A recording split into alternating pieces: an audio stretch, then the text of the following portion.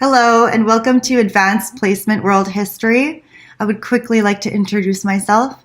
My name is Kathleen Linden, and I have a Bachelor of Education and Bachelor of Arts degree from the University of Winnipeg, majoring in history and minoring in sociology, and I'm here to guide you through your online learning. So this is episode 1, an introduction to world history. And in this video, I first want to give a quick overview of what world history actually is.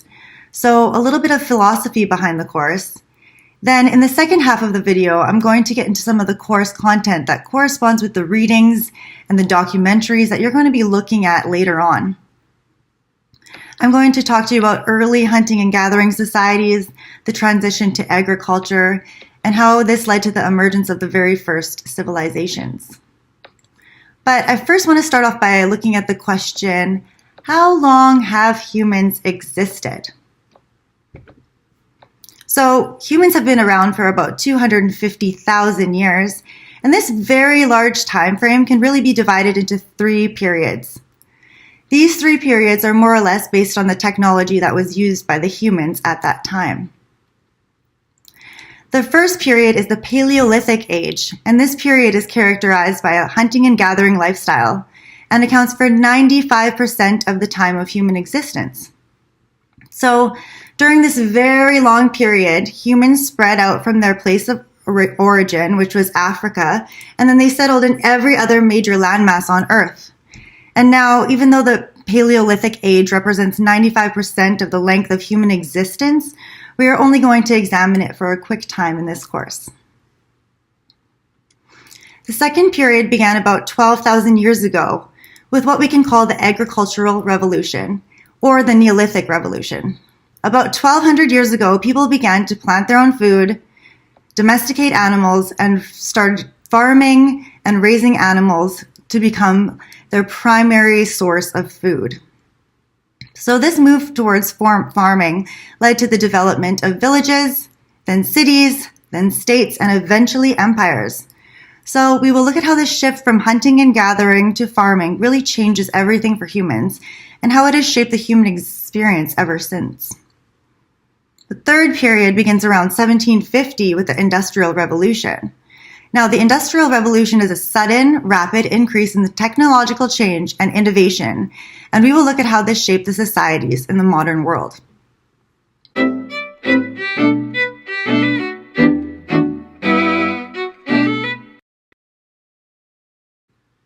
Well, not that long ago, history courses were exclusively organized into specific civilizations or nations. So in Canada, for instance, students might study a version of Canadian history and maybe a Western civilization, but they wouldn't really explore further than that. But over the past few decades, there has been some big changes in the world that have really challenged historians to start thinking about history in a different way. So what were some of these big changes? Well, the first big change is a bit older than a few decades, but still relatively recent in the scope of world history, and that is the 2 wars of the 20th century. World War I and World War II were both horrific, and they were both perfect examples of what can happen when nationalism, or an intense pride in one's own nationality and culture, goes unchecked. So when assessing the wars, historians determined that this intense nationalism was a major cause of both wars, and historians felt in order to curb these ultra-nationalist sentiments, a true history of the world was required. So the belief among many historians was that people would be better global citizens if they had a better understanding of the world and they had a better understanding of the world's peoples and, just a more balanced understanding of the world's history, as opposed to just one version of history, putting one nation or one culture above all others. So historians went on crafting a narrative that can explain the history of the whole entire world in a more manageable way. The second big change is globalization.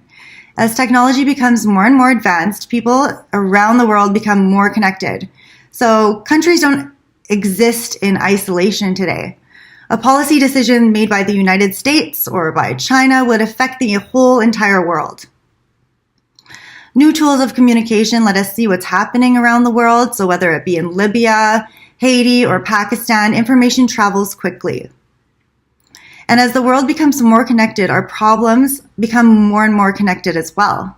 And today, the world's biggest problems are global.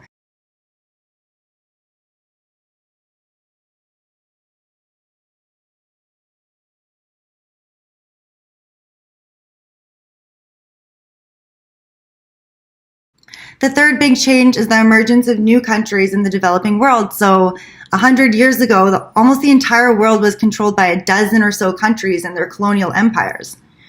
But today, there are like 200 countries, and these countries are all asserting themselves on the world stage and demanding that their histories are accounted for as well. So really, we have this explosion of new knowledge about histories that weren't really explored before. Histories of people of Asia, indigenous peoples in Africa and America before European contact. These histories are also important in understanding how the world continues to develop. So in short, the world history movement has really tried to create a global understanding of the human experience that highlights broad patterns that have tied the world's civilization together throughout history, while at the same time acknowledging the unique histories of individual peoples.